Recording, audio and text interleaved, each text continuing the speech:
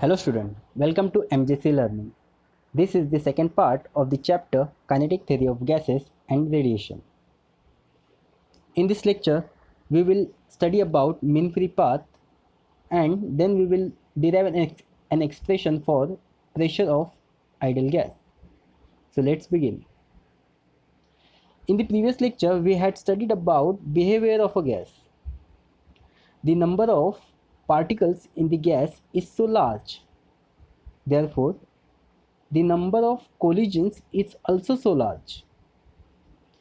During collision, particle or you can say molecule transfer their kinetic energy to another molecule, and number of collisions, and we know that number of collisions are so large, therefore kinetic energy of each molecule changes continuously because it transfer its kinetic energy continuously. Therefore it is very difficult to study motion of a single molecule, and we study average of physical quantity and their relation with macroscopic parameters such as pressure, volume, temperature, number of moles of the gas. To understand the concept of average of physical quantity, let us study the concept of mean free path. The first picture is of a stop action. In this picture, you can see the large number of molecules, while the second picture is of a typical molecule, any typical molecule, executing random motion. Suppose molecule is at here initially, and then it covers a certain path or distance. Then it collides with another molecules, it changes its direction and then cover another distance, another path, then again collide, then changes its direction, cover another path, then again collide, and this process goes on. So there are so many paths and so many collisions. So here we can take average or mean of this path simply by calculating total distances divided by total number of collisions. So what is mean free path? The average distance traversed by a molecule between collisions. Mean free path is generated by lambda, and it is given by 1 upon root 2 pi d square into n upon v. Here n is the number of molecules and v is the volume. So n upon v is the density of the gas. If n increases, density of the gas increases, and if density of the gas increases, collisions, number of collisions increases. If number of collisions increases, mean free path decreases. Similarly, if volume increases, density of the gas decreases. If density of the gas decreases, then collisions decreases. If collision decreases, mean free path increases because molecules cover a large distance. Therefore, mean free path is inversely proportional to the density of the gas. Second, it is inversely proportional to the size of the molecule, because if size of the molecule is large, then chances of collisions also increases, and which causes to decrease mean free path. Therefore, lambda is inversely proportional to d square, and it also depends on the cross sectional of a molecule. Now let us derive pressure of ideal gas. Consider a cubical box of side L. It contains n moles of ideal gas. The figure shows a molecule of mass m moving with velocity v towards the shaded wall of the cube with velocity v. Here, this is the shaded wall. Molecule hits on this shaded wall with velocity v. Then, after hitting, its velocity gets reverse according to Newton's third law.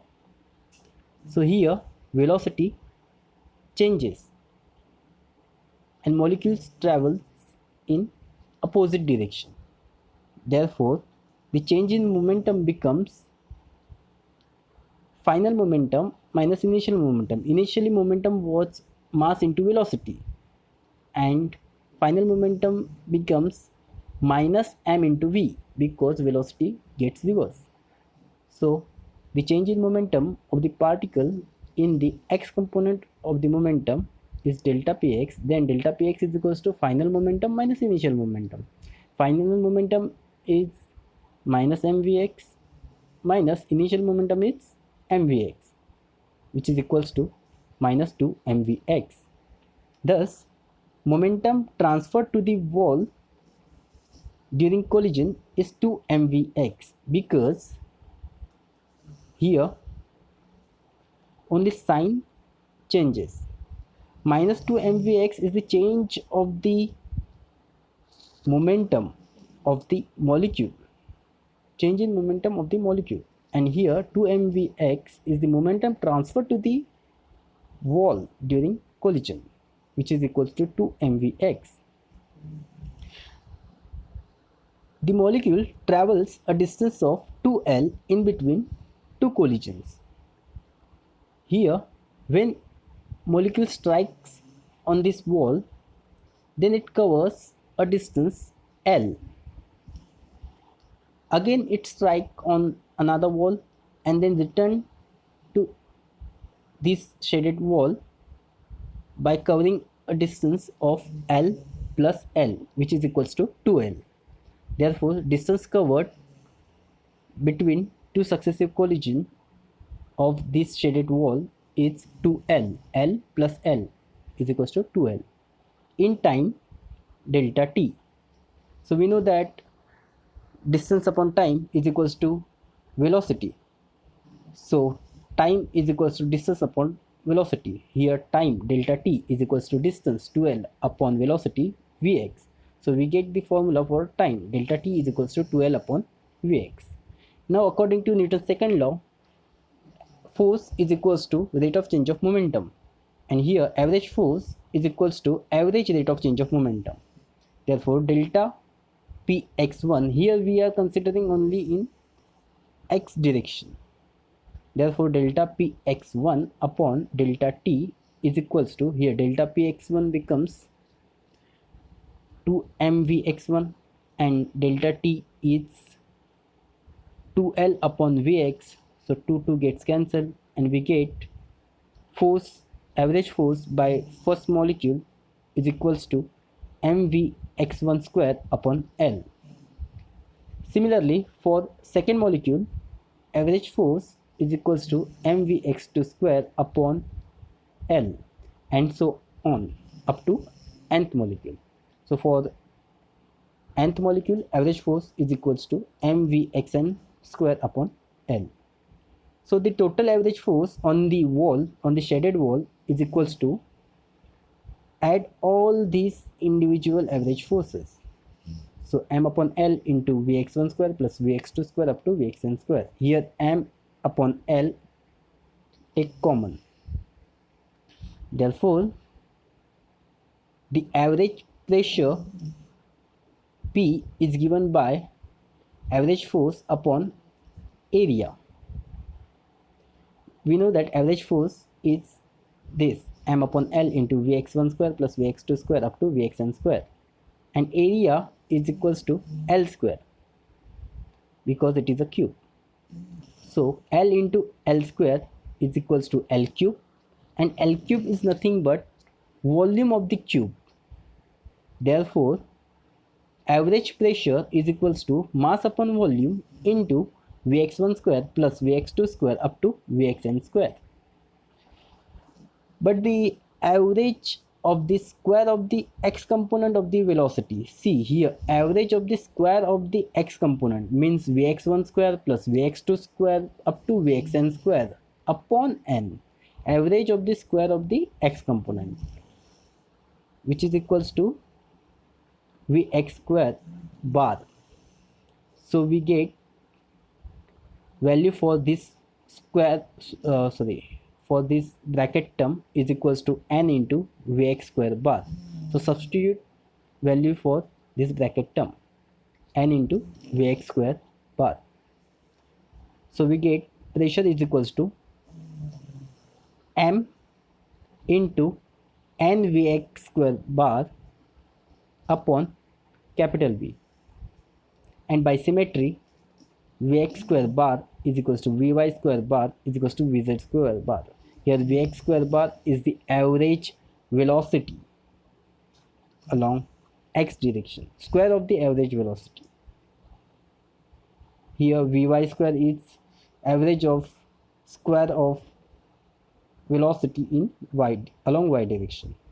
Similarly for z, and we know that v square bar is equals to vx square bar plus vy square bar plus vz square bar, which is equals to 3vx square bar, because by symmetry all velocities, all averages, average velocities, average of square of the velocities is equal. Therefore v bar square is equals to 3vx square bar, and vx square bar is equals to 1 upon 3 v square. So substitute value for vx square bar, and we get p is equals to 1 upon 3 mn into v square bar upon capital V. Here p is the pressure of the ideal gas, m mass of the molecule, capital N total number of molecules, v square bar is the square average of the square of the velocity, and capital V, V in denominator represents volume of the cubical box. So we will stop here. In the next lecture we will discuss about root mean square velocity. Thank you.